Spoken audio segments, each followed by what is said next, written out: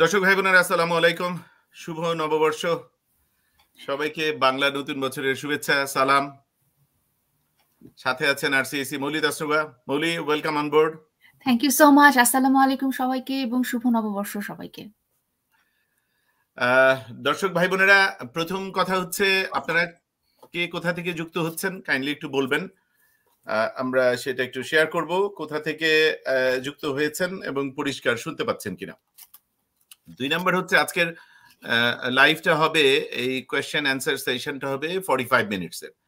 এই 45 মিনিটের মধ্যে মৌলি যতগুলো সম্ভব প্রশ্নের উত্তর দেবে। কোনো প্রশ্ন সফট স্কিলস নিয়ে, কমিউনিকেশন স্কিলস নিয়ে ইত্যাদি নিয়ে হলে সেটার আমি উত্তর দেবার চেষ্টা করব। আপনারা এক লাইনের মধ্যে প্রশ্ন সীমিত রাখার চেষ্টা করুন। আর কেউ যদি আমাদের সাথে স্ক্রিনে অনবোর্ড হতে চান তাহলে আমি এখানে দিয়ে দেব, সেটা লিঙ্কটা দিয়ে দিচ্ছি, সেখানে অনবোর্ড হতে পারেন। কিন্তু কাইন্ডলি মনে রেখেন দুটো জিনিস, স্পেসিফিক কোনো প্রশ্ন নিয়ে হাজির হন। আমি কিভাবে আসব এই প্রশ্নের উত্তর তো আসলে অনবরত দিয়ে যাচ্ছি, তাই না? এর উপরে হয়তো 50-100টা ভিডিও আছে যে আপনি কিভাবে আসবেন, কোয়ালিফাই করবেন। এই জন্য স্পেসিফিক প্রশ্ন নিয়ে আসুন এবং অবশ্যই ঠিক ব্যাকগ্রাউন্ডে বসুন, যাতে পরে ভিডিওটা দেখে আপনার আবার খারাপ না লাগে যে ব্যাকগ্রাউন্ড ঠিক হয় নাই নিজের বেলাতে। অনেক ভাই বোন যুক্ত হয়েছে দুবাই থেকে। জাকারিয়া আহমেদ, আসসালামু আলাইকুম, কেমন আছেন? জি ভালো আছি। দুবাই সিরিজ, দুবাই থেকে। Natural, yes clear from Dhaka. ভাই নিজের নাম দিয়ে এখানে যুক্ত হলে ভালো হয়, ছদ্ম নামে যুক্ত না হয়ে। সুমাইয়া সুলতান, আসসালামু আলাইকুম, ঢাকা ক্যান্টনমেন্ট থেকে। ওয়ালাইকুম সালাম বোন, thank you for joining. Nipa Ferdous from Chirang. Bangladesh থেকে মাসুদ করিম, কুমিল্লা থেকে কামাল শেখ ভাই, তৌহিদুল আলম, জিয়া ভাই, I have got overall band 8 in academic IELTS. Wow, আলহামদুলিল্লাহ, কনগ্রাচুলেশনস ব্রাদার। এখন প্রস্তুতি নিয়ে ফেলুন যে প্রোগ্রাম দিয়ে আগাতে চান। আমি একটু লিঙ্কটা আপনাদের এখানে শেয়ার করছি কমেন্ট সেকশনে। যারা এখানে অনবোর্ড হতে চান, আমি যেমনটা বলেছিলাম সেরকম প্রস্তুতি নিয়ে সলিড প্রশ্ন নিয়ে যুক্ত হবার আমন্ত্রণ রইল। মৌলভীবাজার হতে আমজাদ ভাই, মাহমুদুল হাসান, আসসালামু আলাইকুম। ওয়ালাইকুম সালাম ভাই। আর সাথে প্রশ্ন করুন। প্রশ্নের আজকের মূলত ফোকাসটা আমরা রাখতে চাই এক্সপ্রেস এন্ট্রির ক্যাটাগরি বেসড যে ড্রগুলো হচ্ছে, যে প্রফেশনগুলো, যে এনওসি গুলো, এগুলো নিয়ে। এটা রিজনটা হলো, আপনারা নিশ্চয়ই লক্ষ্য করেছেন গত কয়েক সপ্তাহে আমি এবং মৌলি দুজনেই এই জায়গাটিতে আপনাদের তথ্য সমৃদ্ধ করার চেষ্টা করছি। রিজনটা হচ্ছে যে এক্সপ্রেস এন্ট্রির রেগুলার ড্র গুলোতে তো এখনো 500-র উপরে, 524-25 এরকম স্কোর থাকছে, সিআরএস স্কোর। সেইখানে এই ড্র গুলোতে, এই ক্যাটাগরি বেসড স্পেসিফিক ক্যাটাগরির যে ড্র গুলো, সেগুলো তো নেমে আসছে 400-র ঘরে, 450, 430, 40, 50, 60। ইভেন ফ্রেঞ্চ ক্যাটাগরির হলে তো 400-রও নিচে, 383 বা 84 দিয়ে কিছু একটা আইটিএ পাঠানো হয়েছে। সো এইটা বাংলাদেশে এই 80-83টা প্রফেশনে, বেসিক্যালি বাংলাদেশে মানে লাখো ভাই বোন আছেন যারা সিমালটেনিয়াসলি ক্যানাডার জন্য ইন্টারেস্টেড, এবং এই জায়গাটি বুঝে নিয়ে প্রয়োজনে একজন আরসিএসির সাথে বসে বুঝে যে কি করণীয়, কিভাবে আগাবো, অ্যাকশন প্ল্যানটা কি হবে, এটা নিয়ে চেষ্টা করলে হয়ে যাবে। এবং এটা কিন্তু দ্রুততম সময়ে হয়ে যাবে। অন্যান্য প্রোগ্রামগুলোতে যত সময় লাগছে, এটা তো দেখতে পাচ্ছেন আপনারা। যদি গত 4-5 মাসের ড্রগুলো একটু দেখেন, এক্সপ্রেস এন্ট্রির ক্যাটাগরি বেসড ড্রগুলো যদি একটু দেখেন, তাহলেই বুঝবেন ফ্রিকোয়েন্সিটা কত ভালো। 3 জন ভাই আমাদের সাথে যুক্ত হয়েছেন। ভাইয়েরা ক্যামেরা অন করতে হবে, আমি আগে ব্যাকগ্রাউন্ডটা দেখব, তারপরে আপনাদের অনবোর্ড করব। কলিম উদ্দিন ভাইকে অনবোর্ড করছি। মৌলি, তুমি এই ফাঁকে প্রশ্ন দেখে রাখতে পারো, কিছু প্রশ্ন যেগুলো তুমি অ্যাড্রেস করতে চাও। আসসালামু আলাইকুম। ওয়ালাইকুম সালাম ভাই, ঈদ মোবারক, বিলেটেড শুভ নববর্ষ, কেমন আছেন? ঈদ মোবারক, শুভ নববর্ষ। জিয়া ভাই ভালো আছেন? আছি, ভালো আছি। কোথা থেকে বলছেন ভাই? আপা ভালো আছে। আমি ভাই বাংলাদেশ, ঢাকা বাংলাদেশ, মিরপুর 1 থেকে বলছি। আচ্ছা আচ্ছা, জি ভালো আছি ভাই, আলহামদুলিল্লাহ। জি ভালো আছেন না? আমি জিয়া ভাই 1 মিনিটে শুধু প্রশ্ন করতে চাই। আমি বাংলাদেশ সুপ্রিম কোর্টে প্র্যাকটিস করি। আমার এজ হয়ে গেছে around 50, but my wife running 41 এবং she is from the botany background. আগে একটা স্কুলে জব করতো, এখন হোম মেকার। একটু যদি আপনার মেহেরবানি করে বলে যে কোন লাইনে আগাইলে আমার ওয়াইফকে দিয়ে পিআর অ্যাপ্লিকেশনটা করানো যাবে।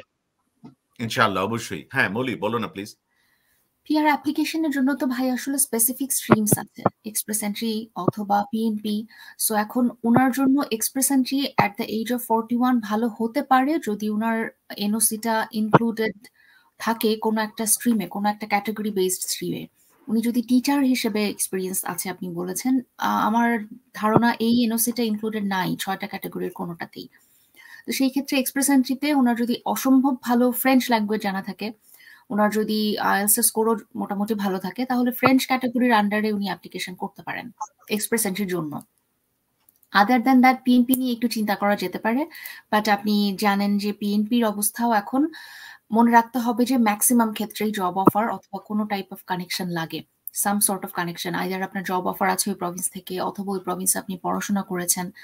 সো দুটোর কোনোটাই যদি মনে হয় যে আমাদের কানেকশন নাই, এস্টাবলিশ করা যাচ্ছে না, তাহলে অপশন হিসেবে you can choose study or work. সরাসরি পিআর হিসেবে তখন আমরা আর আসতে পারি না যদি আমরা এলিজিবল না হই। সেই ক্ষেত্রে আমরা অল্টারনেটিভ হিসেবে টিআর প্যাথওয়ে বা টেম্পোরারি রেসিডেন্ট হিসেবে এসে তারপরে পিআর এর পথে আগানো, এইটা হচ্ছে আমার মনে হয় right way to do it right now. Okay, thank you so much. আমার থ্যাংক ইউ। অনেক লোক হয়তো আছে, আমি সময় নিব না। আমি পার্সোনালি মেইল করে আমার আইডেন্টিটি দিয়ে ভাইয়ের সাথে যোগাযোগ করবো ইনশাআল্লাহ, আল্লাহ যদি তৌফিক দেয়। ভাইয়ের সাথে না, মৌলিদা এমজিকে এর যে ওয়েবসাইট, কলিম ভাই, সেই ওয়েবসাইটে গিয়ে আপনি জানেন তো না, আমি না হয় এখানে দিয়ে দেবো, জানি ভাই, একটু পরে। হ্যাঁ, সেখানে গিয়ে আপনি নিজে ওই যে কি বলে ইনিশিয়াল কনসালটেশন সেশন আর সিএসি মৌলিক তাসনুবের সাথে নিজেই আপনার পছন্দের শিডিউল বুক করে বসে যান, বন্টি সহ দুজন মিলে বসুন, তখন হয় একদম ঠিকঠাক হয়তো একটা অ্যাকশন প্ল্যান মৌলি দিয়ে দিতে পারবে। এবং সেটা মৌলি না, শুধু যে কোনো দক্ষ অভিজ্ঞ আরসিআইসির সাথে বসলেই আপনি একই রকম সেবা পাবেন বলে আমি বিশ্বাস করি। সাথে একটি ছোট জিনিস যোগ করে রাখি ভাই, সবার জানার জন্য, যে আরসিআইসিরা আপনাকে বা আপনাদের দুটো জায়গায় হেল্প করতে পারে। এক, এই যে যেটা আমি বললাম, ইনিশিয়াল কনসালটেশন সেশনে বসে আপনার প্রোফাইলটা ভালো করে বুঝে সেই প্রোফাইল অনুযায়ী কোন প্রোগ্রামটা আপনার জন্য বেস্ট ফিট বা কোন প্রোগ্রামগুলো বেস্ট ফিট হবে সেই প্রোগ্রামটা পিক করা এবং সেটার অ্যাকশন প্ল্যানটা দিয়ে দেয়া, যে আপনি কিভাবে সেটাতে সাকসেসফুল হবেন, কিভাবে আপনি এই কর্ম পরিকল্পনা নিয়ে আগাবেন। এটা হচ্ছে 1 নাম্বার, তাদের থেকে সেবা পাওয়া যেতে পারে। এটার জন্যই তারা কঠিন পড়াশোনা করে এই লাইসেন্সটা নেয়, সরকার থেকে পাশ করে এই লাইসেন্সটা পায়। 2 নাম্বার হচ্ছে যে কোনো প্রোগ্রামেই, সেটা ভিজিট ভিসা হোক, ইমিগ্রেশন প্রোগ্রাম হোক, বিজনেস ইনভেস্টমেন্ট হোক, আরসিআইসি কে আপনার প্রতিনিধি বানিয়ে, ওয়ার্ক পারমিটের আবেদন হোক, আপনার প্রতিনিধি বানিয়ে আপনি আবেদনপত্র সরকারের কাছে জমা দিতে পারেন। পাশাপাশি আমি যেটা যোগ করতে চাই, আমাদের মনে রাখতে হবে আরসিআইসিরা কিন্তু কোনো জব অফার পাইয়ে দিতে পারে না এবং জব অফারের বিনিময়ে টাকা পয়সার কোনো চুক্তিতে ঢুকতে পারে না। এটা আইনত দণ্ডনীয় অপরাধ। আমি বিশ্বাস করি কোনো আরসিআইসি এটা করবে না। সবার জানার জন্য আমি এটা বলছি। কলিম ভাই, আপনাকে অনেক ধন্যবাদ, ভালো থাকেন। জি, thank you so much. Zia ভাই, আমি সবগুলো ভিডিও আপনার দেখার চেষ্টা করি বা দেখি, বাট হ্যাপি দ্যাট যে আজকে আমি শুরুতেই আপনাদেরকে পেয়ে গেছি, আলহামদুলিল্লাহ। আমি শুনলে যোগাযোগ করবো আপনাদের সাথে। জি, থ্যাংক ইউ সো মাচ। জি, আল্লাহ হাফেজ। আসসালামু আলাইকুম। জি, আসসালামু আলাইকুম। সালাম, আল্লাহ হাফেজ। জি, এখন নেব নাজমুল ভাইকে। আসসালামু আলাইকুম জিয়া ভাই। ওয়ালাইকুম সালাম ভাই, কেমন আছেন? বাকি ভাইয়েরা একটু ক্যামেরা অন করে রাখতে হবে, ঠিকঠাক ব্যাকগ্রাউন্ডে বসুন, আপনার পেছনের ব্যাকগ্রাউন্ডটা যেন ভালো থাকে। আমি কিন্তু দেখতে পাচ্ছি সবাইকে, একজন পেছনে এই যে কাপড় চোপড় নিয়ে বসে আছেন, এটা পরে দেখলে আপনারই খারাপ লাগবে, এই জন্য ক্যামেরা ঘুরিয়ে একটু ভালো ব্যাকগ্রাউন্ডে বসুন। নাজমুল ভাই বলুন প্লিজ। আলহামদুলিল্লাহ, কেমন আছেন? আল্লাহর দয়া, ভালো আছি ভাই। আপনি কোথা থেকে বলছেন? আমি ঢাকা থেকে। জি, বলুন আপনার প্রশ্ন কি? প্রশ্নটা হলো যে আমি বেসিক্যালি কম্পিউটার ইঞ্জিনিয়ার, ইংল্যান্ড থেকে পড়াশোনা করা। বাহ। তো মাঝখানে কিছু গ্যাপ আছে। আমার এজ এখন 40 প্লাস। আর ওয়াইফ হলো জিওলজিতে মাস্টার্স জগন্নাথ থেকে। তার এজ 30 এর মধ্যে। তো আমরা চাচ্ছি বোথ ওয়ে। এখন তাকে স্টাডি পারপোজ সাসকচুয়ানে আমার আছে, ভাইস্তা থাকে ভাগনা, সে টিচার ওই আপনার সাসকাচুয়ানের ইউনিভার্সিটি আপনার যাই হোক মানে ওখানে একটি প্রতিষ্ঠানে সে টিচার। হ্যাঁ, ইউনিভার্সিটি টিচার সাসকাচুয়ান দুটি রিজিওনাল ইউনিভার্সিটি টিচার। আর চাচ্ছি আমরা হলো একটা হলো স্টাডি অথবা ওয়ার্ক পারমিট। আমারটা হলো ওয়ার্ক পারমিট, তারটা হলো স্টাডি। ঠিক আছে, এখন কিউ গেলে ভালো। আমি একটু কথা বলছিল যে আপনার তো বয়স বেশি হয়ে গেছে, আপনি ওয়ার্ক পারমিটের জন্য না করাই ভালো।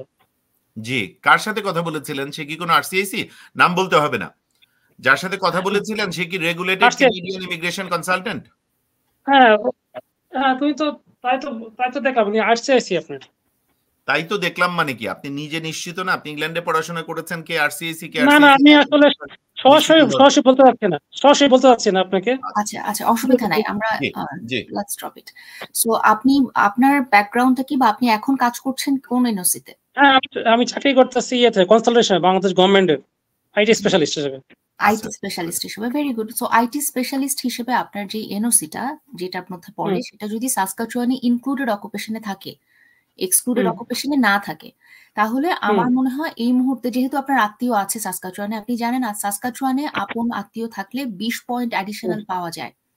হ্যাঁ, সো আপনার জন্য বেস্ট আইডিয়া হবে আপনি মেইন অ্যাপ্লিকেন্ট হিসেবে সাসকাচুয়ানে এসআইএনপি ওআইডি অর্থাৎ অকুপেশন ইন ডিমান্ড অথবা এসআইএনপি এক্সপ্রেস এন্ট্রি, এই দুইটার একটা স্ট্রিমে আপনি এলিজিবিলিটি মিট করে অ্যাপ্লিকেশন করে ফেলেন।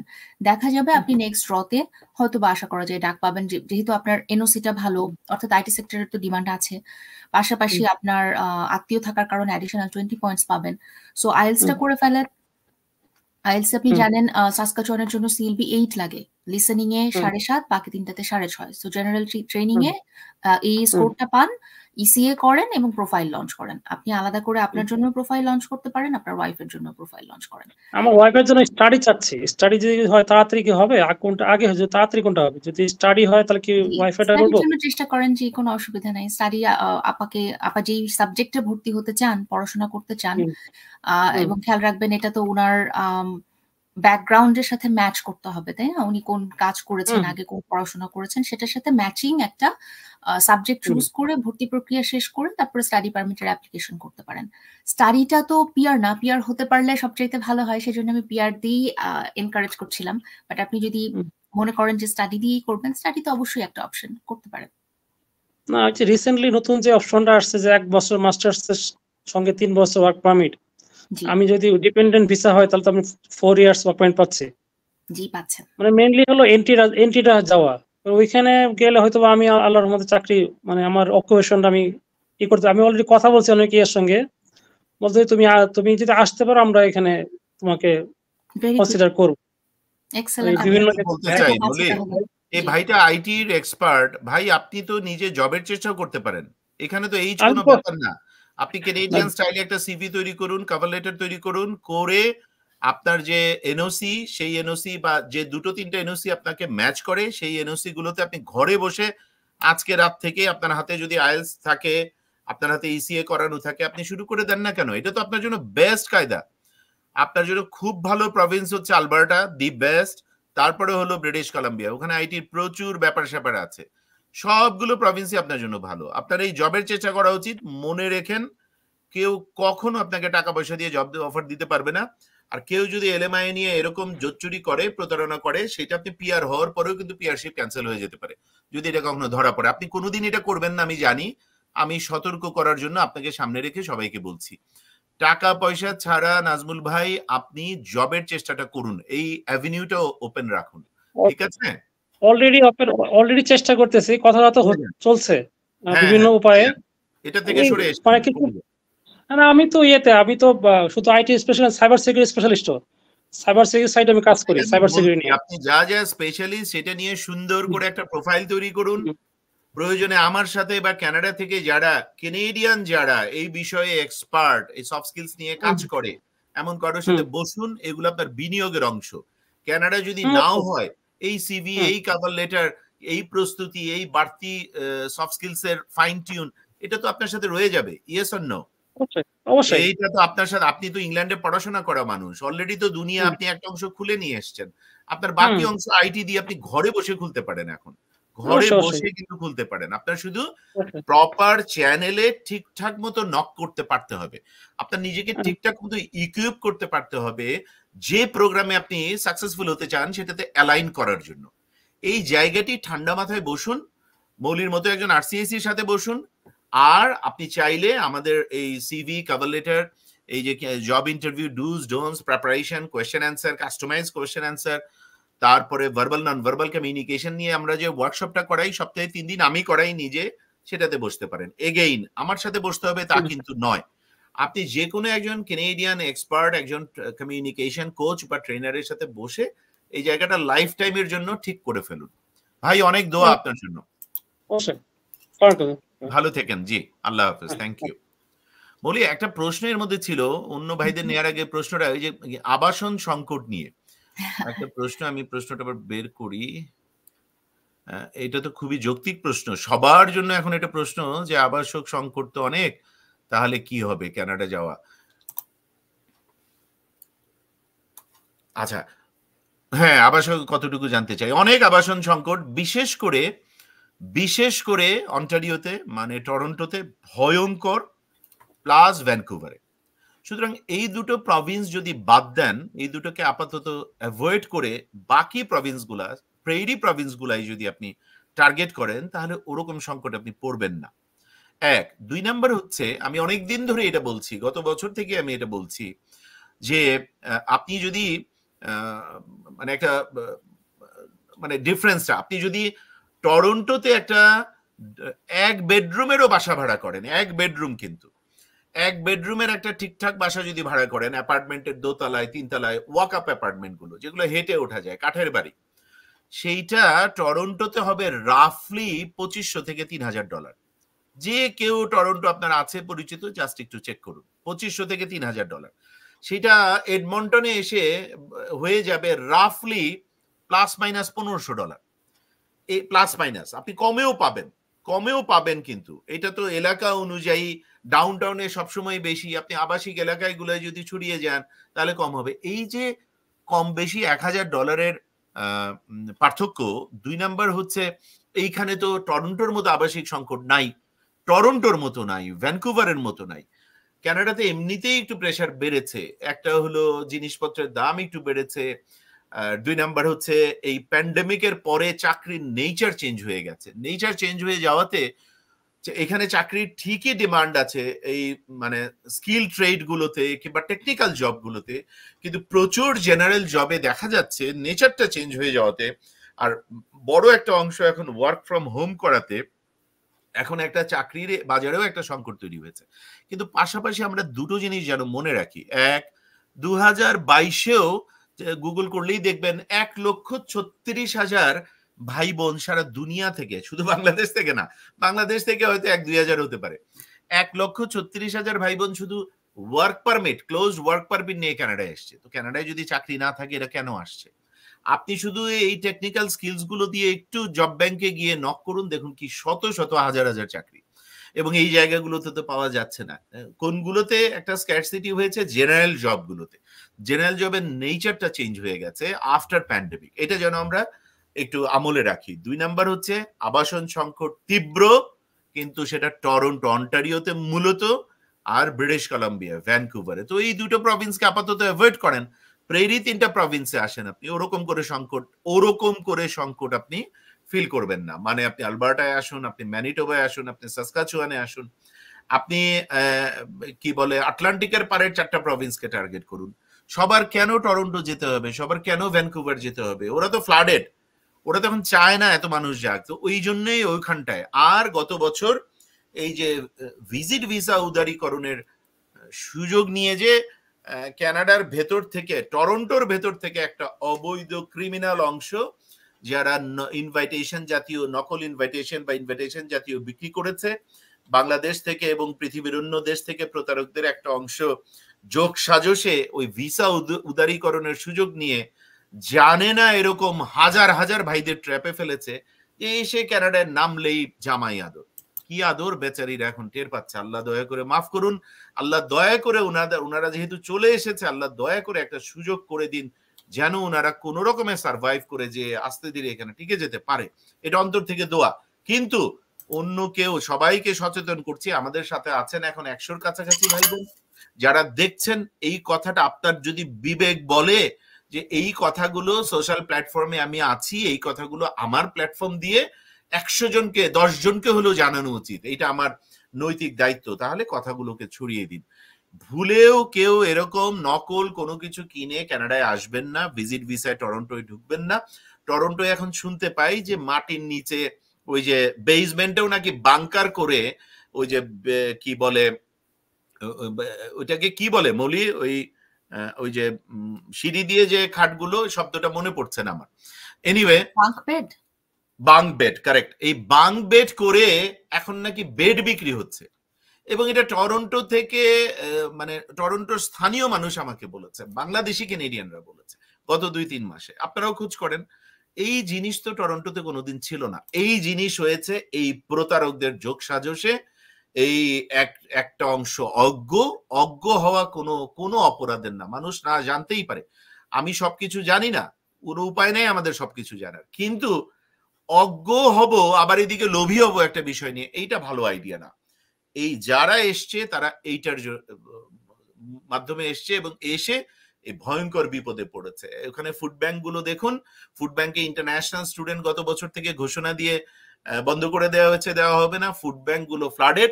আল্লাহ মাফ করুন, কানাডাতে একজন ইমিগ্রেন্ট বা যে কোনো প্রোগ্রামে আসুক, সে সেই ফুড ব্যাংকে দাঁড়িয়ে খয়রাতি খাবার নেওয়ার জন্য আসে, আল্লাহ দয়া করে মাফ করুন। ওনারা যে কি কষ্টে আছে, ওনারা যে কিসের মধ্যে এসে পড়েছে, ওনারা এটা বুঝতে পারছে। এই কথাটি যেন আমরা ছড়িয়ে দিই। কানাডায় আপনি ঢুকবেন বৈধভাবে, ভিজিট ভিসাও বৈধ, আসুন এসে আপনার স্কিল সেট দিয়ে সেটাকে পড়াশোনায়, যদি আপনার মানে বাকি যোগ্যতা দক্ষতা আর্থিক সাপোর্ট ঠিক থাকে, আপনি স্টাডি পারমিটে এনরোল করে যান, আপনি একটা এলএমআই অ্যাপ্রুভ জব অফার পেলে সেটাতে এনরোল করে যান এইভাবে, অথবা ডিরেক্টলি পিআর হয়ে ঢুকুন। এখন সব থেকে সোজা হচ্ছে পিআর হয়ে আসা, যাদের স্কিল সেট আছে তাদের কথা বলছি। এবং পিআর হয়ে আসলে সুবিধা, পিআর হয়ে আসলে কিন্তু এই জায়গাটি আপনি ফেস করছেন না। পিআর হয়ে যারা আসে ইউজুয়ালি ফ্যামিলি আসে, বাচ্চা কাচ্চা আসে, বাচ্চা কাচ্চা মানেই কিন্তু বিরাট সাপোর্ট। ইমিগ্রেন্ট উইথ জিরো ইনকামদের জন্য এইখানে বেবি 16 বছর বয়সের নিচে যত বেবি আসে, বেবিগুলো কিন্তু বিরাট সাপোর্ট, এবং এটা খয়রাতি না কিন্তু, মনে রেখেন। এটা ওই বাচ্চাটাও তো পিআর হয়ে ঢুকে, পিআর হিসেবে তার রাইটস কানাডায়, কানাডা সরকারের তার উপরে অর্পিত দায়িত্ব। প্রতিটি বাচ্চা গড়ে ফেডারেল গভর্নমেন্ট এবং প্রভিন্সিয়াল গভর্নমেন্ট মিলে যেখানেই থাকুক, গড়ে সে $550-600 পায়, কম বেশি, প্রতিটি বাচ্চা। তো তাহলে দেখুন, একজন নতুন যখন ইমিগ্রেন্ট কাপল বা একটা ফ্যামিলি এসে ঢুকে, 2টো বাচ্চা নিয়ে আসলে, 3টা বাচ্চা নিয়ে আসলে, তারা কিন্তু পিআর হিসেবে একটা বড় সাপোর্ট পেয়ে যাচ্ছে। হয়তো বাসা ভাড়া ওই বাচ্চাদের যে মানে চাইল্ড কেয়ার বেনিফিট যেটা পাচ্ছে ওটা দিয়ে তাদের বাড়ি ভাড়াই হয়ে যাচ্ছে। এইটা কিন্তু অন্য কোনো প্রোগ্রামে আসলে আপনি পাবেন না। এই জন্যই বারবার বলি যে তাড়াহুড়া না করে একটুখানি দম নিয়ে নিজেকে সময় দিয়ে আপনি ঠিকঠাক একটা প্রোগ্রামকে চুজ করুন, স্পেশালি পিআর এর প্রোগ্রামকে চুজ করুন। আর 2024-এর জন্য দেখা যাচ্ছে সব থেকে ভালো হচ্ছে এই এক্সপ্রেস এন্ট্রির স্কিল বেসড মাইগ্রেশন, যেগুলা মানে এই যে কি বলে এটাকে ক্যাটাগরি বেসড যে প্রফেশন গুলো। মৌলি, এর মধ্যে কিছু প্রশ্ন নিয়েছো কিনা? জি, প্রশ্ন শুরু করছি শাহ হাসনাত লামিয়া আপার কাছ থেকে। উনি জানতে চেয়েছেন, ম্যানিটোবাতে পিজিডি স্টুডেন্ট হিসেবে থাকলে পিএনপির কোনো প্রোগ্রামের জন্য এলিজিবল হওয়া যাবে কিনা, অ্যাপ্লিকেশন করা যাবে কিনা? পিএনপির এলিজিবিলিটির আপনি জানেন নির্দিষ্ট রিকোয়ারমেন্ট আছে যে এই পিএনপিতে এই জিনিস থাকলে আপনি এলিজিবল। সো ওটা ম্যাচ করার চিন্তা করতে হবে। একদম ম্যানিটোবা পিএনপি লিখে আপনি গুগলে সার্চ করবেন, আপনি দেখবেন যে কয়টা স্ট্রিম আছে প্রত্যেকটাই ক্লিক করবেন এবং দেখবেন যে কোনটাতে আপনি এলিজিবল। সো পিএনপি এলিজিবল ম্যানিটোবার জন্য আমি যতদূর জানি যে ইন্টারন্যাশনাল স্টুডেন্টদের জন্য আপনি স্টুডেন্ট পড়াশোনা শেষ করার পরে 6 মাস কাজ করলে তারপরে আপনি ম্যানিটোবা পিএনপিতে এলিজিবল হন, এরকম একটা স্ট্রিম আছে। এছাড়া জব অফার বেসড কিছু স্ট্রিম আছে। এছাড়া ম্যানিটোবা এক্সপ্রেস এন্ট্রি স্ট্রিম আছে। সো ম্যানিটোবা এক্সপ্রেস এন্ট্রি স্ট্রিমের একটা শর্ত হচ্ছে যে ম্যানিটোবাতে আপনার ক্লোজ ফ্রেন্ড হলেও একটা থাকতে হবে বা কোনো রকমের একটা কানেকশন এস্টাবলিশ থাকতে হবে। সো এই জায়গাগুলো যদি আপনি মিট করেন তখন আপনি এলিজিবল হবেন। এবং পড়াশোনা যেহেতু করছেন, আমি আশা করছি এখন আপনি হতে না পারলেও এলিজিবল, পড়াশোনা শেষ করে কিছুদিন জব করলেই আপনি এলিজিবল হতে পারবেন ইনশাআল্লাহ। বলি একটা ভাইকে নিচ্ছি, ডক্টর রকিবুল ইসলাম ভাই, তারপরে কামরুল হাসান ভাইকে নেব। ক্যামেরা অন রাখবেন কাইন্ডলি। জি ভাই। আসসালামু আলাইকুম। ওয়ালাইকুম সালাম ভাই, কেমন আছেন? কোথা থেকে বলছেন? আলহামদুলিল্লাহ ভালো আছি। ভাই কেমন আছেন? আছি আল্লাহর দয়ায় ভালো আছি। আপনি কেমন আছেন? আলহামদুলিল্লাহ ভালো আছি ভাই। আসসালামু আলাইকুম টু ইউ। ওয়ালাইকুম সালাম। ভাইয়া ঢাকা থেকে বলছিলাম, কেরানীগঞ্জ। আচ্ছা জি বলুন, কোনো প্রশ্ন? ভাই আমি কিছুদিন আগে আপনাদের প্রশ্ন করেছিলাম, একদিন এসেছিলাম যে জেনারেল ফিজিশিয়ান হিসেবে অ্যাপ্লিকেশনের বিষয়টা এক্সপ্রেস এন্ট্রিতে। আমার একটা আমি অলরেডি স্টার্ট করছি, আইএলটিএস প্রিপারেশন নিচ্ছি ইনশাআল্লাহ। সো আচ্ছা, আমার যে প্রশ্নটা স্পেসিফিক সেটা হচ্ছে যে আমি ওই এক্সপ্রেস এন্ট্রি সিআরএস টুলে যে সিআরএস স্কোরটা মানে ই করেছিলাম যে স্কোরটা কত হয় ইউজুয়ালি যদি 777-8 ব্যান্ড আইএলটিএস দিয়ে। সো ইউজুয়ালি যদি আমি উইদাউট স্পাউস যদি আমি দেই তাহলে ব্যান্ড স্কোরটা অনেক বেশি আসে। সো এইটা কি আসলে কোনো সমস্যা হবে যদি আমি উইদাউট স্পাউস অ্যাপ্লাই করি এবং জেন আইটিএ যদি পাই, নেক্সট যে পরে এটা আসলে যদি আমি আবার স্পাউস নিতে চাই সেই ক্ষেত্রে? চমৎকার প্রশ্ন। জি, সো আপনি করতে পারেন, এটাতে টেকনিক্যালি কোনো বাধা নাই। নন অ্যাকম্পানিং স্পাউস এই হচ্ছে টার্ম। সো আপনি এই মুহূর্তে অ্যাপ্লিকেশন যখন করবেন, you have to declare that you are married. আপনি ম্যারিড, কিন্তু আপনার স্পাউস আপনাকে এখন অ্যাকম্পানি করবে না, পরে আসবেন উনি। এই হিসেবে আপনি আপনার প্রোফাইল লঞ্চ করতে পারেন, এবং সেই ক্ষেত্রে আপনি যেমনটা বলছেন আপনার হয়তো কিছু পয়েন্ট বেড়ে যাচ্ছে সিআর স্কোরে, you can go ahead and do that. But সেই ক্ষেত্রে খেয়াল রাখতে হবে কেন এই মুহূর্তে আপা বলে সম্বোধন করছি আপনার ওয়াইফকে। সো উনি এখন কেন অ্যাপ্লিকেশন করছেন না, কেন আপনার সাথে আসছে না, এটার একটা মোটামুটি যুক্তি যেন থাকে। শুধু আমার পয়েন্ট বেশি আসছে এই জন্য আমি অ্যাপ্লিকেশন এখন একা করছি, এটা খুব একটা লজিক্যাল পয়েন্ট না। বিকজ আইআরসিসি নোজ যে আপনি মানে স্পাউস হিসেবে পরে যখন স্পাউসের জন্য স্পন্সরশিপের অ্যাপ্লিকেশন করতে চাইবেন, then you should come up with a good reason যে কেন আপনি একসাথে তখন করেন নাই। সো থিংক অ্যাবাউট ইট, এটা কনসিডারেশনে রেখে তারপর অ্যাপ্লিকেশন করতে পারেন। নলি, এখানে তোমার পরামর্শ কি তোমার ক্লায়েন্টদের জন্য এই সিচুয়েশনে? এই যে বললা তুমি লজিক্যাল একটু বলতে হবে, শুধু পয়েন্ট বাড়ছে বলে, তুমি কি বলো বা তোমার পরামর্শ কি? আমি আসলে জানতে চাই তখন যে এখনকার সিচুয়েশনটা কি আছে। অনেকে থাকেন যে পড়াশোনার মধ্যে থাকেন, সো আমরা তখন বলতে পারি যে উনি পড়াশোনাটা করছেন, থার্ড ইয়ারে আছেন, ওনার পড়াশোনাটা বা ফাইনাল ইয়ারে আছেন, ওনার পড়াশোনা শেষ করলে তারপরে উনি আসবেন, মাঝপথে পড়াশোনা ছেড়ে আসতে চাচ্ছি না। আবার কখনো আমরা বলি যে জবে আছেন, জবে একটা কন্ট্যাক্ট আছে 2 বছরের, সেটা পূরণ না হলে আমরা আসতে পারছি না। সো এটা ডিপেন্ড করে আসলে সিচুয়েশনের উপরে, কার লাইফের কোন সিচুয়েশনে আছে সেটার উপর। ভাই রকিব, আপনি বুঝতে পেরেছেন আশা করি। জি জি, আমার হিসেবে কষ্ট হচ্ছে আমার ওয়াইফ এখন বর্তমানে প্রেগনেন্ট। সো হচ্ছে সেই একটা রিজন যে আসলে অসুস্থ, সেই ক্ষেত্রে সে মুভ করতে সমস্যা হবে। সেই অনুযায়ী আমি চিন্তা করতেছি যে পরে আমি যদি এখন অ্যাপ্লাই করি বা আমার অবশ্য হচ্ছে করা লাগবে, তো ইসিএটা করতে হবে। অলরেডি 3 মান্থসের মতো, মোর দ্যান 3 মান্থস লাগবে। এমসিসি তে তো আবার টাইম বেশি লাগে ইউজুয়ালি। সো সেই সবকিছু মিলিয়ে টাইম অনেক বেশি লেগে যাবে। এই জন্য আসলে আমি বলতেছি যে আগে যদি করতে পারি উইদাউট ওয়াইফ। আপনাকে বলি উত্তর দিয়েছে ভাই না, আমরা পরের প্রশ্নে চলে যাই। মলি কিছু বলবার? হ্যাঁ, আমি বলছিলাম যে খেয়াল রাখতে যে উনি যখন প্রোফাইল লঞ্চ করবে তখন যদি অলরেডি বাবু হয়ে যায়, বিকজ উনি বলেছেন ওনার এখনো ইসিএ করা হয় নাই, so it will take time. So ততদিনে যদি বাবু হয়ে যায় তাহলে কিন্তু ইনফরমেশন গুলো যথাযথভাবে পূরণ করবেন, like include all the information, otherwise পরবর্তীতে ইট ক্যান ক্রিয়েট প্রবলেমস। হ্যাঁ, বুঝতে পেরেছেন আশা করি। আপনি প্রয়োজনে একজন আরসিএসি এর সাথে বসে এটা ভালো করে বুঝে নিয়েন, খাতা কলম নিয়ে বসবেন, একদম টোটালটা নোট নিয়ে নেবেন, এক্স্যাক্টলি কি করণীয়। এটা অবৈধ কিছু তো করছেন না। এবং কানাডা সবকিছুই খুব মানবিক, কানাডার আইন সবকিছুই খুব মানবিকতার সাথে ওরা দেখবে। So nothing to B worried about. ইনশাআল্লাহ। আপনার জন্য দোয়া ভাই, ভালো থাকবেন। ওয়ালাইকুম সালাম, ভালো থাকেন। কামরুল হাসান ভাই। জি ভাই শুনতে পাচ্ছি না আপনাকে। আপনি অংশটা ঠিক করুন, আমরা আবার ডাকবো। আমি নিচ্ছি এখন মাহমুদুল হাসান ভাইকে। জি, আসসালামু আলাইকুম। ওয়ালাইকুম সালাম ভাই, কেমন আছেন? ভালো আছেন? জি, আমি খুলনা সাতক্ষীরা থেকে বলছিলাম। জি জি জি, বলুন। আমি আমার হচ্ছে আমি অনার্স করছি আপনার মালয়েশিয়া থেকে, এটা হচ্ছে উইলিংটন ইউনিভার্সিটি। তো এটা হচ্ছে কুলিনারির উপর, মানে রন্ধন প্রক্রিয়া, মানে শিল্পের উপর। তো আমার কালিনারির উপর করেছেন। জি জি হ্যাঁ জি জি জি আমার 3 বছরের হচ্ছে অনার্স।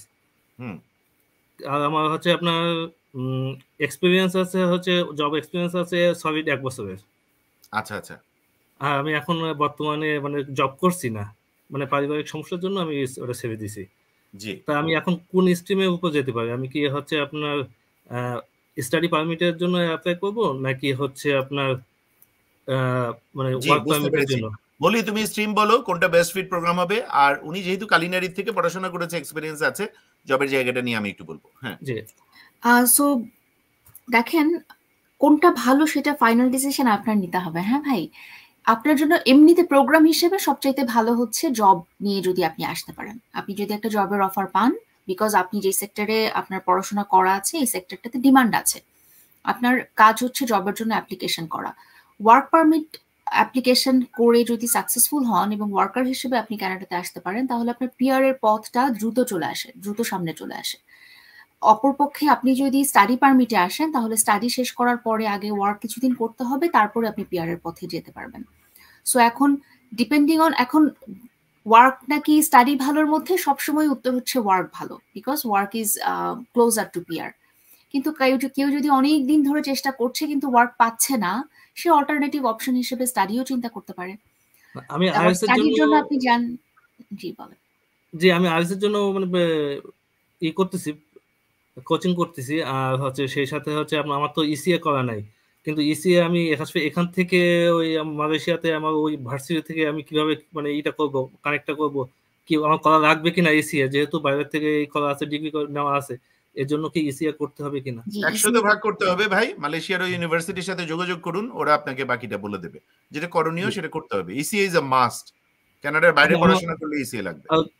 স্যার আমার হচ্ছে আপনার ওই প্রফেশনাল শেফ ইটালিয়ান কুজিন, আমি ইটালির থেকে 1 বছর কোর্স করছি। ঠিক আছে, আমি ওই অংশটা বলছি। হ্যাঁ, জি, ওটা মূল জায়গাটা হলো আপনি সবার আগে এখন ইসিএ করান। 2 নাম্বার হচ্ছে আইএলটিএস এর পেপারটা হাতে নিন। আমি জবের কথা বলছি এখন। এই দুটো হয়ে যাওয়ার পরে কানাডিয়ান স্টাইলে একটা রেজুমে তৈরি করুন, প্রোফাইল, সিভি, সোজা বাংলা। আর সাথে কভার লেটার লিখুন। লিখে আপনি কালিনারি ইন্ডাস্ট্রির ভীষণ ডিমান্ড, এখানে ভীষণ রকম ডিমান্ড। এক বাবুর্চি ভাইয়ের জন্য তো মৌলি, সেই ভাই জব অফার পাওয়ার পরে ইটালি থেকে মৌলি ওয়ার্ক পারমিটের আবেদন করে দিয়েছিল। সেই ভাইয়ের তো এখন পিআর এর আবেদন করা হচ্ছে, আলহামদুলিল্লাহ পুরো পরিবারের হয়ে গেলে আমরা শেয়ার করবো তার অনুমতি নিয়ে, আমাদের পাশের শহরেই থাকে। কিন্তু যে সবার আগে এই সমস্ত শব্দ হয়ে বসে আছে, যে জায়গাটি আপনি ডিলিডালি করছেন বলে আমার মনে হচ্ছে, সেটা হলো দ্রুত ইসিএটা করাচ্ছেন না, আইএলটিএস করাচ্ছেন না। আইএলটিএস ইসিএ ছাড়া কোনো গল্প নাই ভাই। সবার আগে দুটো করুন, করে তারপরে লেগে যান। ঠিক আছে? আইএলটিএস কি হচ্ছে জিটি দেব না হচ্ছে? অবশ্যই জিটি দেবেন, অবশ্যই জিটি। আইএলটিএস এ জিটিটা দেন, ইসিএটা করে ফেলে তারপর আমি যা বললাম এভাবে শুরু করে দেন। আপনার ভীষণ রকম সুযোগ আছে ঘরে বসে। কারোর সাথে টাকা পয়সার চিন্তা ভাবনায় চক্করে গেছেন তো মরেছেন, নিশ্চয়ই সেটা করবেন না। ঘরে বসে একটি পয়সা লাগবে না। আমি যা বললাম এভাবে নিজেকে ইকুইপ করে আবেদন করুন। আপনার জন্য অনেক দোয়া ভাই, ভালো থাকবেন। ভাই সাদ্দাম, ক্যামেরা অন করতে হবে, তাছাড়া এই অন্ধকারে বসে থাকলে আপনাকে ডাকা হবে না। বরং নতুন যারা আছে, আমরা এখন মিয়া জুবায়েদ ভাইকে নিচ্ছি, করছেন, এটার উত্তম প্রতিদান আল্লাহ আপনাকে দেবেন। বলি আমরা আর 2-1টা প্রশ্ন নেই, 39 মিনিট, আমরা 45 মিনিট আজকে শেষ করব। জি, আমার বেশ কিছু প্রশ্ন আছে, আমি একটু নিয়ে নেই। হ্যাঁ, ইন্টারেস্টিং কোয়েশ্চেন। ডিএম তৌহিদুল ভাই জানতে চেয়েছেন ফ্র্যাঙ্কোফোন ক্যাটাগরি নিয়ে কিছু বলার জন্য। এক্সপ্রেস এন্ট্রির ফ্রেঞ্চ ল্যাঙ্গুয়েজের যে প্রফিসিয়েন্সি ক্যাটাগরিটা আছে ভাই, এখানে খেয়াল রাখবেন যে আপনার সিএলবি তে ফ্রেঞ্চ ল্যাঙ্গুয়েজের যে টেস্ট আছে, টিসিএফ অথবা টিইএফ, এখানে সিএলবি সিএলবি 7 লেভেলে পেতে হবে, তাহলে আপনি এই প্রোগ্রামটার জন্য এলিজিবল হবেন। সো এটা প্রবাবলি B2 লেভেলে চলে যায়। আপনি ওই লেভেলের সার্টিফিকেট নেওয়ার পরে আপনি টিসিএফ এবং টিইএফ দেবেন, এবং দিয়ে যদি আপনি দেখেন যে আপনার সিএলবি 7 লেভেলে চলে এসছে, তখন আপনি ফ্র্যাঙ্কোফোন বলে না, ফ্রেঞ্চ ল্যাঙ্গুয়েজ প্রফিসিয়েন্সি বলে, এই ক্যাটাগরির আন্ডারে যে ড্রগুলো হচ্ছে সেটার জন্য বিবেচিত হবেন। খেয়াল রাখতে হবে এক্সপ্রেস এন্ট্রিতে প্রোফাইল লঞ্চ করার জন্য যে এলিজিবিলিটি শর্তগুলো আছে সেগুলো অবশ্যই পূরণ করে নিতে হবে। এই হচ্ছে আপনার প্রশ্নের উত্তর। পরের প্রশ্ন নিচ্ছি হালিমা খান আপার কাছ থেকে। উনি জানতে চেয়েছেন নার্স হিসেবে উনি কিভাবে আসতে পারেন। নার্স হিসেবে আসার জন্য আপা এক্সপ্রেস এন্ট্রির একটা স্ট্রিম আছে হেলথ কেয়ার ক্যাটাগরির। সো এটাতে নার্সিং এর জন্য যে লাইসেন্সিং এর দরকার হয় বা যেই ট্রেনিং সার্টিফিকেশন রেজিস্ট্রেশনের দরকার হয় প্রফেসের সাথে, এটা প্রথম অবস্থায় লাগে না। আপনি এখানে আসার পরে প্র্যাকটিস করার জন্য, নার্স হিসেবে প্র্যাকটিস করার জন্য you will need them. But express এন্ট্রিতে প্রোফাইল লঞ্চ করে পিআর হিসেবে আসার জন্য প্রাথমিক অবস্থায় আপনার এই সার্টিফিকেশন লাগে না। সো এখন এক্সপ্রেস এন্ট্রির health care occupation, health care category যে ড্রগুলো হচ্ছে আপনি দেখে থাকবেন যে 435 অ্যারাউন্ড স্কোর থাকলে ড্রতে পাচ্ছেন তারা। তো আমি আপনাকে রেকমেন্ড করব আপনি আইএলটিএস স্কোর ভালো করে ইসিএ করে এক্সপেরিয়েন্স সার্টিফিকেট সবকিছু ঠিক হয়ে গেলে আপনি এক্সপ্রেস এন্ট্রিতে একটা প্রোফাইল লঞ্চ করতে পারেন নার্স হিসেবে। আর কি প্রশ্ন নেব নাকি? আমরা হ্যাঁ আরো দুই একটা প্রশ্ন নিয়ে আমরা শেষ করব আজকের। কালকে তিনজনের আমরা আর একদম শেষে চলে আসছি, তুমি আরো দুই তিনটা প্রশ্ন নাও যদি প্রশ্ন থাকে তোমার কাছে। জি, স্কারলেট শিখা, মাহফুজুল হাসান এবং এনায়েত কবির লিমন ভাই তিনজন এবং আরো একজন দুজন এখানে জানতে চেয়েছেন যে আমার সাথে যোগাযোগ করার উপায় কি। আমার সাথে যোগাযোগ করার উপায় হচ্ছে বুক করে ফেলতে পারেন আপনি একটা কনসালটেশন সেশন। আমরা অসংখ্যবার অন স্ক্রিনে দেখাই, আমি আরেকবার দেখানোর চেষ্টা করছি যে এখানে বুক করার জন্য you can choose either of the one options. হয় আপনি চিন্তা করতে পারেন যে আপনি বাংলাদেশের থেকে যদি বুক করতে চান আপনি বিকাশ নাম্বারটা ইউজ করতে পারেন। আপনি যদি সরাসরি নিজে থেকেই একটা স্লট চুজ করে বুক করতে চান তাহলে আমাদের যে এই যে www.mziccanada.ca/booking এর পেজটা আছে, লিঙ্কটা আছে, এখানে গিয়ে ডিরেক্টলি নিজের পছন্দ মতন একটা স্লট বুক করে নিতে পারেন। রাইট, সো এরপরের প্রশ্ন যাচ্ছি সুমাইয়া সুলতান আপার কাছ থেকে। এডুকেশন সার্টিফিকেট এবং প্যারেন্টসদের এনআইডিতে নামের বানানে মিসম্যাচ আছে, স্টাডি পারমিট অ্যাপ্লিকেশনে এর কোনো প্রভাব আছে কিনা? যদি আপনি মিসম্যাচড অবস্থাতেই অ্যাপ্লিকেশন সাবমিট করেন তাহলে প্রভাব তো থাকতেই পারে আপা। আপনার যেটা করতে হবে সেটা হচ্ছে কারেকশনের চেষ্টা করতে হবে। কারেকশন যদি করা নেহায়েত একদম অসম্ভব হয়ে যায় সেই ক্ষেত্রে আপনি একটা এফিডেভিট করে নিতে পারেন, যে এফিডেভিটের একদম স্পেসিফিক ল্যাঙ্গুয়েজ আছে, one and the same person এরকম একটা এফিডেভিট হয়। সো এরকম এফিডেভিট আপনি করে নিতে পারেন। আমি কি আর প্রশ্ন নেব? হ্যাঁ, আর একটা বা দুটো নিতে পারো। আচ্ছা, এনায়েত কবির লিমন ভাই জানতে চাইছেন ওনার এইচএসসির পরে প্লাম্বিং এর সার্টিফিকেট আছে এবং এখন উনি কাজ করছেন বাংলাদেশে। সো প্লাম্বিং এর একটা খুবই জব ভাই, একটা খুব ভালো ট্রেড সার্টিফিকেট। আপনি দেখবেন যে এক্সপ্রেস এন্ট্রির আন্ডারে যে ট্রেড অকুপেশন গুলো আছে সেখানে প্লামার আছে, এবং এছাড়াও প্লাম্বিং এর জন্য এক্সপ্রেস এন্ট্রির বাইরেও জবেরও প্রচুর অপরচুনিটি আছে। সো চেষ্টা করেন জবের জন্য, পাশাপাশি এক্সপ্রেস এন্ট্রিতেও প্রোফাইল লঞ্চ করেন। প্রোফাইল লঞ্চ করার জন্য মিনিমাম যেই যোগ্যতাগুলো লাগে আইএলটিএস করে সবগুলোতে 6 পাওয়া, বয়স আপনার ইসিএ করে ফেলা। সো বয়স বলেছি কারণ বয়সের উপরে পয়েন্ট ডিপেন্ড করে। সো সবকিছু মিলে আপনি যদি দেখেন আপনার 400-র কাছাকাছি পয়েন্ট আসছে তাহলে ডেফিনেটলি এক্সপ্রেস এন্ট্রিতে একটা প্রোফাইল লঞ্চ করেন। যদি একদম 350-রও নিচে থাকে সিআরএস স্কোর তাহলে আপনি জবের জন্যই উঠে পড়ে লাগতে পারেন। আর আরেকটা জিনিস হচ্ছে এক্সপ্রেস এন্ট্রিতে প্রোফাইল লঞ্চ করার পরেও আপনি জবের জন্য সার্চ করতে পারেন। জব সার্চটা কোনো কিছুর সাথে কন্ট্রাডিক্ট করে না। Keep trying, keep looking for job. এই হচ্ছে উত্তর। আর কোনো প্রশ্ন আমি নিব নাকি আমি এখন আমরা শেষ করব? হ্যাঁ, আমরা শেষ করব মলি। সবশেষে তোমার কাছে আমি জানতে চাই, তোমাকে আমি মাঝে এই প্রশ্নটাও করেছিলাম যে এক্সপ্রেস এন্ট্রির 1 নম্বর সুবিধা হচ্ছে যে এটা তো ফেডারেল গভর্নমেন্টের প্রোগ্রাম। আমি ছোট একটা ভিডিও করেছি আজকে সকালে, বলি যে কেন ফেডারেল গভর্নমেন্টের প্রোগ্রামে আসলে পিএনপি নমিনেশন পাওয়ার থেকে অনেক ভালো আইডিয়া, বেটার ডিসিশন। কেন? রিজনটা হচ্ছে ফেডারেল গভর্নমেন্টের প্রোগ্রামে সে যে কোনো প্রভিন্সে যখন তখন চলে যেতে পারে, মুভ করতে পারে। লোকেশন রেস্ট্রিক্টেড পিএনপি যদি সামনে করে ফেলা হয় মূল্য, তাহলে তো এটা একটা বড় রকম, এবং যেটার আসলে চান্সেস আছে, কারণ এটার অ্যাবিউজ হচ্ছে, এই সুযোগটার অপব্যবহার করা হচ্ছে, এবং খুবই আনফরচুনেটলি সাউথ ইস্ট এশিয়ান কয়েকটা দেশ থেকে এটা বেশি করা হচ্ছে। সো আমি জানতে চাই এখন তোমার কেন মনে হয় যে এক্সপ্রেস এন্ট্রির এই কি বলে এই যে ক্যাটাগরি বেস যে প্রফেশন গুলো সেগুলো দিয়ে আসা অধিকতর সহজ এবং এই সুযোগটা নেওয়া উচিত পিআর হয়ে আসার? প্রথম যেটা আমি মনে করাতে চাই সবাইকে সেটা হচ্ছে এক্সপ্রেস এন্ট্রি চাইতে বেটার কোনো প্রোগ্রাম হয় না। Express entry cheapest, fastest, most straight forward. কিন্তু সহজ না, সোজা পথ কিন্তু সহজ না। It is not very easy for everyone to be eligible for express entry and have a very high score. So সেই ক্ষেত্রে এক্সপ্রেস এন্ট্রিতে যারা যারা এলিজিবল হচ্ছেন এবং যাদের যাদের অকুপেশন গুলো 6টা ক্যাটাগরির আন্ডারে পড়ে যাচ্ছে, ফ্রেঞ্চ বাদ দিলে 5টা ক্যাটাগরি থাকে, সো এই 5টা ক্যাটাগরির মধ্যে স্পেসিফিক এনওসি আছে 80টার মতন, 80-83টার মতন এনওসি আছে। এই এনওসি গুলোতে যাদের এনওসি ম্যাচ করে তাদের অবশ্যই এক্সপ্রেস এন্ট্রিতে প্রোফাইল লঞ্চ করা উচিত, কারণ ক্যাটাগরি বেসড যে ড্র গুলো হচ্ছে সেই ড্র গুলোতে সবসময় কাট অফ স্কোর লোয়ার থাকছে দ্যান দ্য জেনারেল ড্র এর স্কোর, তাই না? সো যাদের কেউ যদি হেলথ অকুপেশনে থাকে, আগে আমাদের জেনারেল ড্রয়ের বাইরে তো অন্য কোনো ড্র হতো না, হেলথ কেয়ারের জন্য আলাদা কোনো ড্র হতো না। সো একজন ডক্টরও যেই স্কোর নিয়ে বসে অ্যাপ্লিকেশনে অ্যাপ্রুভ হতে হবে বা স্কোরে ম্যাচ করতে হবে, একজন অন্য অকুপেশন টিচারেরও তাই হবে। এখন তা না, এখন ডক্টরদের জন্য বা হেলথ অকুপেশনে যারা যারা আছে তাদের সবার জন্যই স্কোরের রিকোয়ারমেন্ট কম, ট্রেড অকুপেশনে যারা যারা আছে স্কোরের রিকোয়ারমেন্ট কম। এগ্রিকালচারে বিরাট সুবিধা না বলি, বিরাট সুযোগ, আসলে বিরাট সুযোগ। হ্যাঁ বলো প্লিজ। এক্স্যাক্টলি। সো এই ইভেন বুচার যারা এগ্রিকালচারের আন্ডারে পড়ে যাচ্ছে, ওয়েল্ডার, এই যে প্লামার, এই অনেক এরকম ইলেকট্রিশিয়ানের বেশ কিছু অকুপেশন আছে। সো এরকম প্রচুর এনওসি কিন্তু আছে যেটা আমরা হয়তো লক্ষ্য করছি না যে আমার এনওসিতে আসলে ম্যাচ করে যায়, কিন্তু এক্সপ্রেস এন্ট্রিতে আলাদা এই ড্রটা আমরা খেয়াল না করার কারণে হয়তো প্রোফাইল লঞ্চ করছি না। সো প্রোফাইলটা লঞ্চ করে রাখা গুরুত্বপূর্ণ। এটা গেল 2 নাম্বার রিজন। 1 নাম্বারে বলেছি এক্সপ্রেস এন্ট্রি বেস্ট প্রোগ্রাম, এই জন্য প্রোফাইল লঞ্চ করা উচিত। 2 নাম্বার হচ্ছে এখন স্কোরের রিকোয়ারমেন্ট কিছু কিছু অকুপেশনের জন্য কম, সেই জন্য প্রোফাইল লঞ্চ করা উচিত। 3 নাম্বার রিজন হচ্ছে যে এটা কন্ট্রাডিক্ট করে না।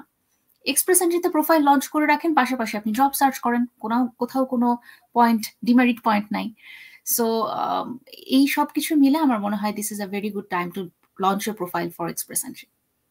Thank you so much Molly. চলো শেষ করি। দর্শক ভাই বোনেরা অনেক অনেক ধন্যবাদ যারা সাথে ছিলেন। আজকের আলোচনা যদি আপনার কাছে উপকারী মনে হয় তাহলে আপনার সোশ্যাল প্ল্যাটফর্মে এটা শেয়ার করে অন্য ভাই বোনকে উপকৃত হবার সুযোগ করে দিন। আরো একবার বাংলা নববর্ষের শুভেচ্ছা। ভালো থাকুন, সুস্থ থাকুন, নিরাপদে থাকুন। আসসালামু আলাইকুম। আসসালামু আলাইকুম।